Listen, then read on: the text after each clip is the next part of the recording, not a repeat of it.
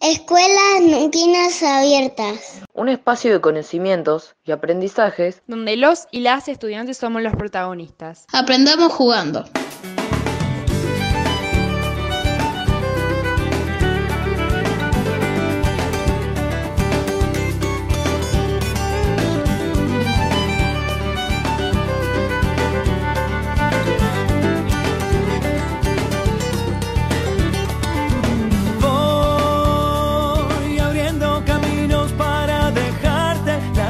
Buenas que aprendo mientras camino mis calles.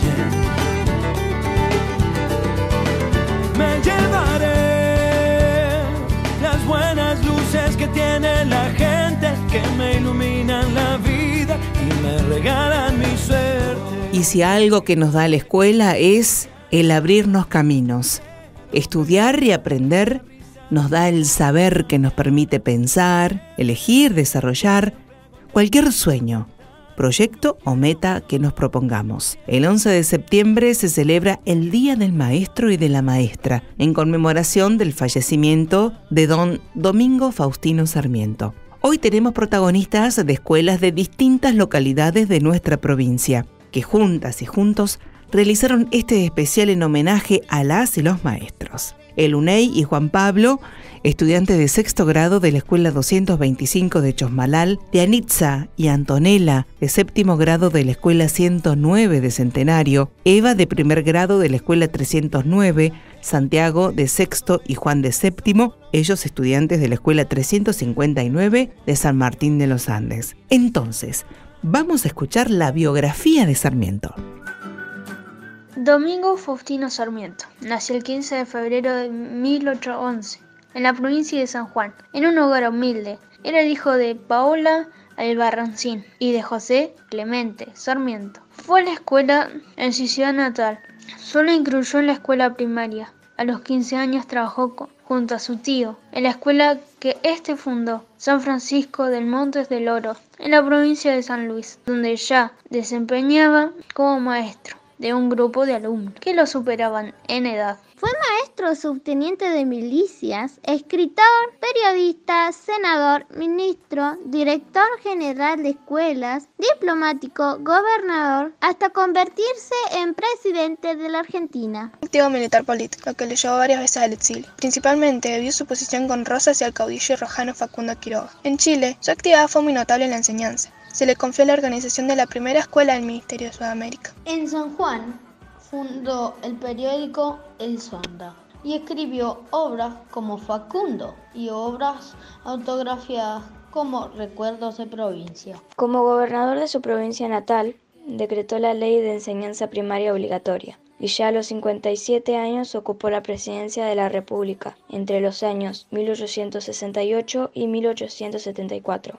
época en la que promovió sus ideas liberales. Entre su vasta obra educativa, además de lograr que en este periodo la población escolar se elevara de 30.000 a 100.000 alumnos, merece citarse la creación de numerosas escuelas primarias, la Academia de Ciencias, la Escuela Normal de Paraná, la Universidad Nacional de San Juan, la Facultad de Ciencia Física y Matemáticas, la Biblioteca Nacional de Maestros y el Observatorio Astronómico de Córdoba, interesado en la formación profesional de las Fuerzas Armadas. Fundó la Escuela Naval y el Colegio Militar. Domingo Sarmiento falleció en Paraguay el 11 de septiembre de 1888. En mi maestra están las cosas que aún me quedan por aprender, y sus palabras llueven hermosas como el rocío al amanecer, y sus palabras llueven hermosas como el rocío al amanecer. En mi maestra están las risas, su voz, los retos y la lección. Cada mañana de olor a tiza va a estar por siempre. Para saber un poco más sobre la vida de Sarmiento, las y los estudiantes entrevistaron a la docente Susana Bandieri. Es doctora en Historia, profesora titular de Historia Argentina en la Facultad de Humanidades de la Universidad Nacional del Comahue, en su sede central de Neuquén, donde desarrolla también sus actividades como investigadora del CONICET. ¿Cómo llega Sarmiento a interesarse por la educación? Domingo Faustino Sarmiento se interesa por la educación, yo diría que muy tempranamente. Recordemos que él es nacido en San Juan. Siendo joven ya colabora como docente con un tío suyo en una pequeña escuela rural de San Luis. Pero yo diría que la importancia que él va a dar luego a la educación tiene mucho que ver con una serie de viajes. Estuvo 2 años viajando por Europa, por Estados Unidos, en el momento en que estaba exiliado en Chile, porque era adversario de Rosas, cuando Rosas era gobernador en el Río de la Plata. Entonces Sarmiento viaja y ahí creo yo que es cuando descubre y más se entusiasma por el rol que puede cumplir la educación en una sociedad. De hecho, cuando es presidente, años después, entre 1868 y 74, va a traer pedagogos de esos países para que justamente formen educadores aquí en el nuestro. Bien, Sarmiento pertenece a una generación que se llamó la generación de 1837, pues son nacidos alrededor de la Revolución de Mayo, es decir, que tienen alrededor un poco más de 30 años, y esta generación compuesta por Echeverría, Alberdi, Gutiérrez y el mismo Sarmiento, pensaba que en realidad la sociedad argentina había que transformarla y proponen distintos instrumentos para esa transformación. Para Alberdi, por ejemplo, era la inmigración, sobre todo inmigración sajona, con ámbitos industriales. Para Sarmiento va a ser la educación, es decir, la educación de la sociedad nativa sería el elemento transformador por excelencia de la sociedad. Por supuesto que hay que tener en cuenta que para él hay una diferencia muy marcada entre las ciudades, que es donde está la civilización, y diría que hay que ponerlo entre comillas, porque hoy no lo entenderíamos así, pero Sarmiento sí entendía que en las ciudades estaba la civilización y en las áreas rurales, en el campo, donde están los gauchos, donde están los pueblos originarios, estaba la barbarie, digamos, y así lo entendía e incluso así lo escribía. ¿Qué pensaba Sarmiento sobre la educación? ¿Pueden vincularse estas ideas con la Ley 1420?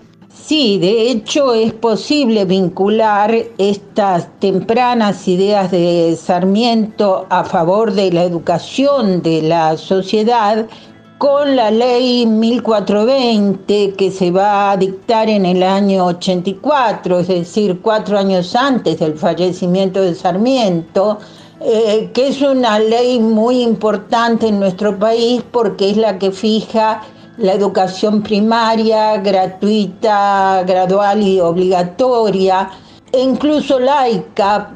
Eso se discute mucho en el Congreso, pero tiene que ver también con el pensamiento liberal de la época. Ese pensamiento liberal pensaba que la Iglesia ocupaba un lugar demasiado importante en la sociedad, ya sea porque controlaba la educación o, por ejemplo, el registro civil, y justamente durante la presidencia de Roca, en estos años 80, la otra generación, la que sigue a la del 37, la generación de 1880, va a intensificar estos cambios, y dentro de estos cambios esta ley 1420 me parece realmente de una importancia gravitacional, grande, muy grande realmente.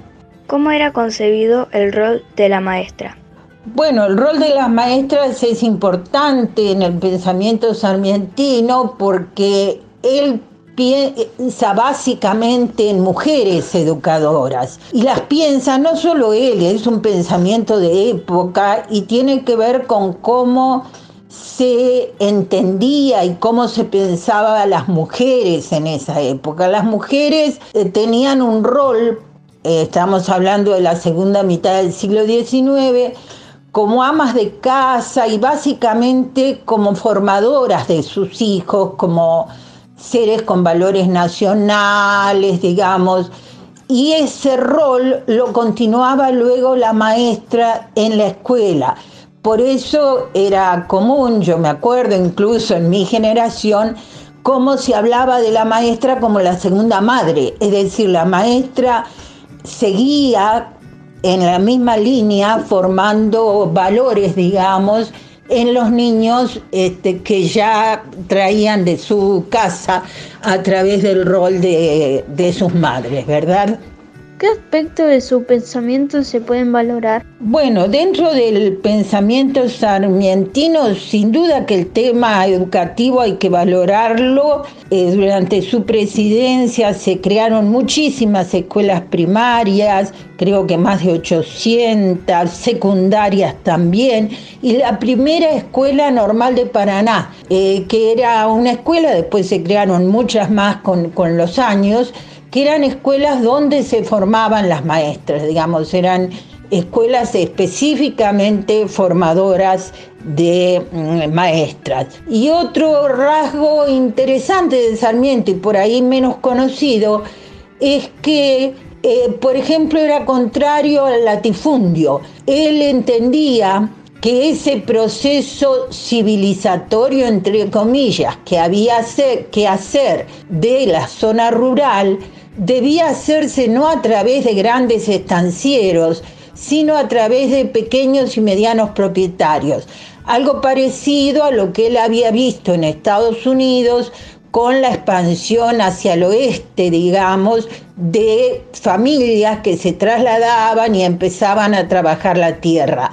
De hecho, estando en cargos políticos, él va a crear colonias como Chivilcoy, por ejemplo, es una colonia creada por Sarmiento para la instalación de pequeños y medianos propietarios. Esto es interesante, no es lo que se va a dar en el país, luego en el país lo que se van a destacar son las grandes estancias, pero él tenía un pensamiento contrario a eso. ¿Qué puede ser contradictorio? Bueno, no sé si se puede llamar contradictorio, porque en realidad es algo que es común al pensamiento liberal y conservador de la época, que entiende que hay sitios y lugares que se corresponden con la civilización y sitios y lugares que se corresponden con la barbarie. Es decir, esa concepción sarmientina de que en las ciudades estaba la civilización y en las áreas rurales la barbarie, que él identifica obviamente con los caudillos, por eso su libro Facundo, Civilización y Barbarie. Bueno, creo que eso es un tema que realmente no podemos hoy estar de acuerdo. Realmente esa idea de barbarie, pero no de una que incluso se corresponde con una idea de desierto, digamos, pero no desierto en el sentido físico, no desierto porque no hubiera personas, sino desierto porque eran territorios vacíos de civilización.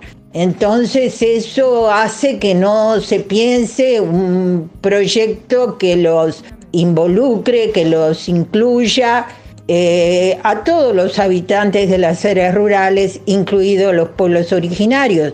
Pensemos que en esa época toda la Patagonia está ocupada por tehuelches y mapuche y todas las provincias del nordeste por sociedades indígenas. Y bueno, la verdad que la idea que de hecho va a llevar adelante en el año 79 Roca es de sometimiento en todos los sentidos, ¿no? Así que creo que esto también hay que mencionarlo. Como quisiera volver a ser ese niño de antes para poder aprender lo que no entendí de grande, para corregir errores, para reencontrar el rumbo, para que nos demos cuenta que vamos creciendo. Excelente entrevista, muy interesantes los aportes de Susana. Sin dudas, Sarmiento es una figura controvertida y es importante reconocer los grandes aportes que ha realizado, y es también importante poder cuestionar, pensar y reflexionar sobre otras cuestiones en las que hoy sería imposible pensarlas en virtud de los derechos que se han logrado en materia de diversidad e interculturalidad, favoreciendo el respeto por nuestros pueblos originarios. Si bien falta mucho aún, han sido avances muy significativos en cómo pensamos la educación y la sociedad. Los chicos y las chicas también entrevistaron a varias maestras de la provincia de Neuquén. Charlaron con la seño Lidia Rodrigo de la Escuela 359 de San Martín de los Andes, la seño Claudia Delgadillo de la Escuela 266 de Plotier, Analia Quintana de la Escuela 109 de Centenario, Jessica Liberatori de la Escuela 255 de Chosmalal y la seño Natalia Bresier de la Escuela 37 de Los Catutos. ¿Vamos a escucharla? ¿Por qué elegiste ser docente y qué aprendiste siéndolo? Yo quise ser docente porque a mí me gusta mucho leer y estudiar. Estudiar es la cosa favorita de la vida para mí, porque es algo que nadie te lo puede sacar, ¿no? Es algo para uno, solo para uno. Y aprendes todos los días porque tus alumnos te enseñan más que lo que vos le enseñás a ellos. Bueno, yo elegí ser maestra primero porque cuando era alumna, disfrutaba mucho de ir a la escuela, disfrutaba de aprender y tengo buenos recuerdos de mis docentes. Y cuando estudiaba, aprendí lo importante y lo fascinante que es el desarrollo de los estudiantes, de los niños, y entendí que ser maestra es acompañar ese desarrollo, hacerlo con responsabilidad y con amor, le brinda a los niños primero ser felices y disfrutar de su tiempo de escuela, pero también de aprender y construir herramientas para su futuro. Es muy difícil para mí decir por qué elegí ser docente. Lo que sí puedo decir y contar es que yo reafirmé que esta profesión era la que quería ejercer el resto de mi vida laboral. Un día en mis primeras prácticas entró una seño al aula y leyó un cuento. Ese cuento fue el cuento más maravilloso que yo escuché. Tal vez no tanto por el contenido, pero sí porque en el momento en el que ella agarró el libro, todos y todas sus estudiantes prestaron atención y viajaron a un mundo increíble y se veía en sus caras toda esa emoción. En ese momento, en ese preciso momento, yo sabía que quería ser maestra, que quería ser docente y que quería poder brindar esa magia. Elegí ser docente porque siempre me gustó enseñar, siempre tuve la necesidad de compartir las cosas que yo sabía con los demás. Entonces desde muy pequeña, desde que iba a la primaria, siempre jugaba con mis amigas y con mis primas y con nenas de mi edad a la escuela. Y en esa escuela yo era la maestra. Y lo que aprendí siendo docente es que nunca se sabe todo. Siempre hay cosas nuevas por aprender. Elegí ser docente porque estoy convencida de que la educación es la herramienta para cambiar la sociedad. Siendo docente aprendí un montón de cosas, desde compartir, desde valorar, desde aprender del otro. Por mínimo que sea, siempre estás aprendiendo y eso es lo mejor de la docencia. ¿Qué es lo que más te gusta y qué es lo más difícil de ser docente? A mí lo que más me gusta de ser docente es preparar las clases, ¿no? Planificar, pensar qué es lo que voy a dar, cómo engancho a los chicos, qué puedo inventar algo diferente de lo que estamos acostumbrados, cómo puedo hacer para que el tema se les quede y no se olviden nunca más. Eso me encanta. Y estar en el aula también es la parte favorita. Lo más difícil de ser docente es cuando los alumnos no tienen ganas de estudiar, ya sea presencial, cuando no hacen nada en el aula o no, ni tampoco en la casa, o ahora a distancia cuando no se conectan.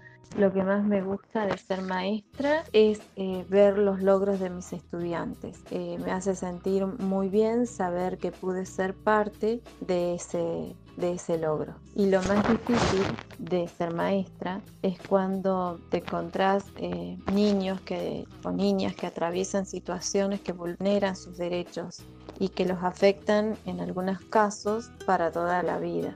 Lo que más me gusta de ser docente, y creo que lo reafirmo y me esfuerzo muchísimo porque así sea, es porque creo que la escuela pública es el lugar de las oportunidades para todos y todas. Me siento muy feliz siendo docente, me gusta prácticamente todo, aunque hay cosas que no me gustan. Lo más difícil es cuando uno se tiene que enfrentar con cuestiones que escapan a nuestro quehacer, a nuestra labor.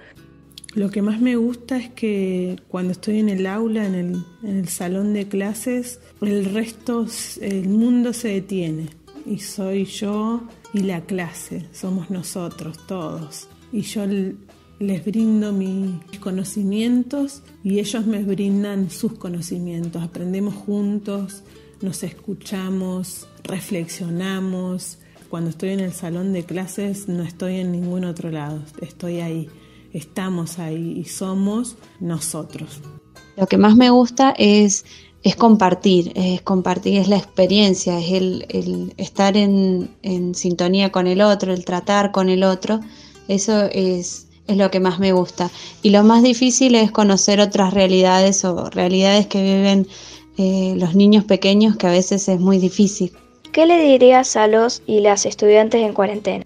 A los estudiantes en la cuarentena me gustaría decirles que estudien, que se conecten, que hablen con la seño, que le manden mensajitos, seño, no entiendo, ayúdame, pero que no dejen de estudiar, porque aunque parezca que esta etapa es como un tiempo que no aprendemos o algo así, es todo lo contrario, y han aprendido algunos contenidos que de estar en la escuela no los habrían aprendido. Así que a mí me parece que se puede aprender igual, que solamente es una cuestión de decisión.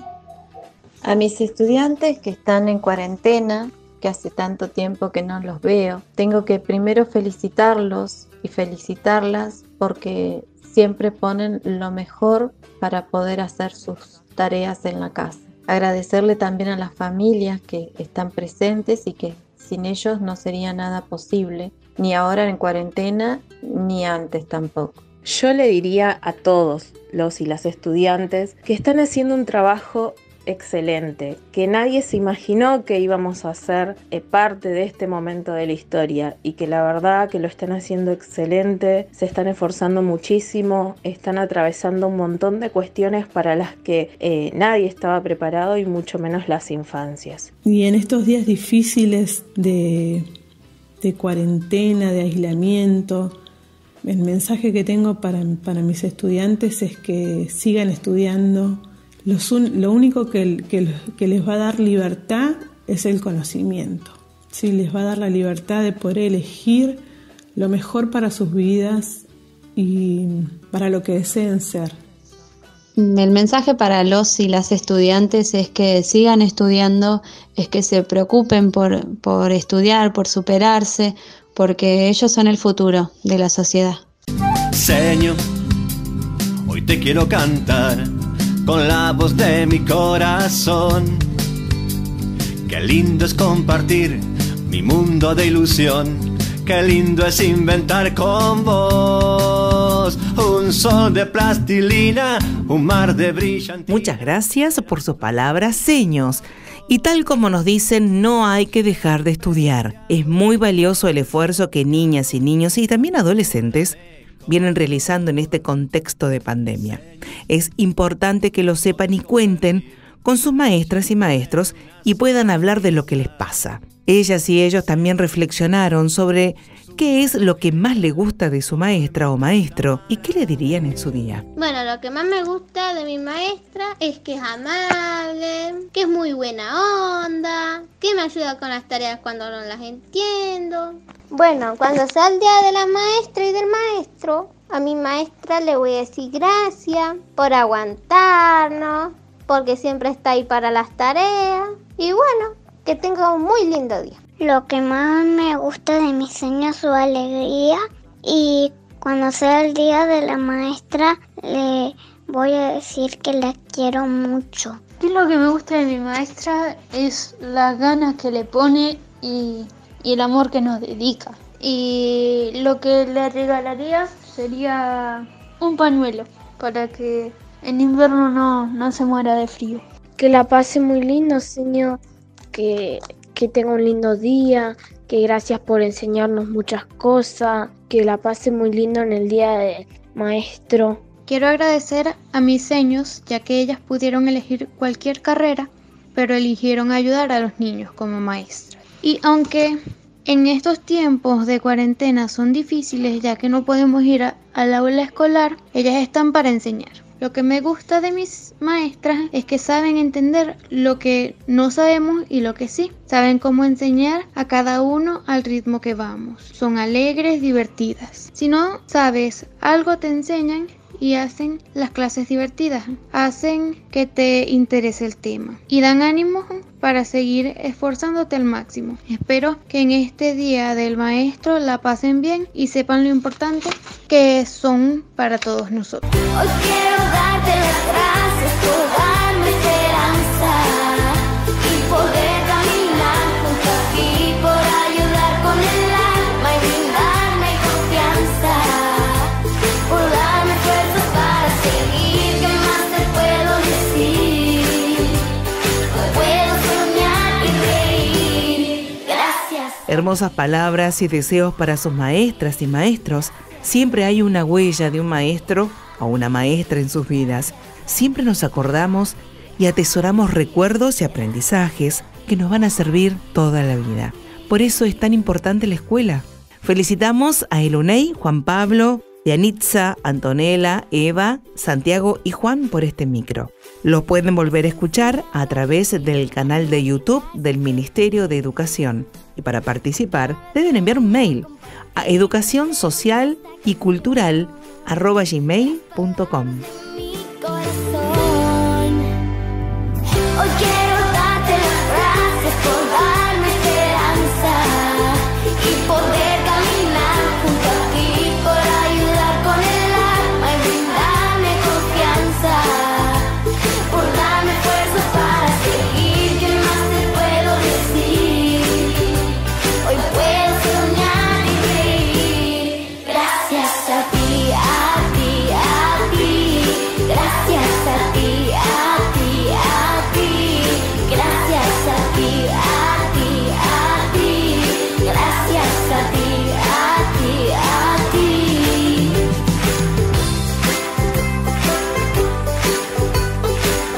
Yo me quedo en casa. Ministerio de Educación. Nunca en provincia. Juntos podemos más.